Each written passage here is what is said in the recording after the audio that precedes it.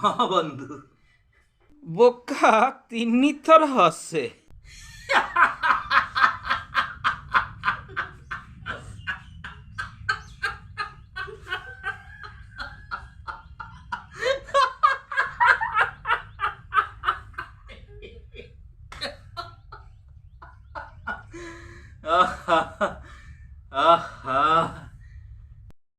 ହଁ, କିଛି ନ ବୁଝି ନ ସୁଝି ହସ ଦେଖିକି ସେ ଥରେ ହସେ।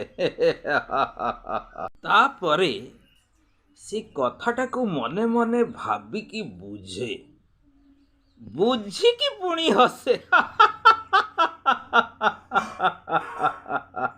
ସଠିକ କଥା ତ ବୁଝି ନଥାଏ, କିନ୍ତୁ ମନେ ମନେ ହସୁଥାଏ, ପିଇ ଯାଉଥାଏ।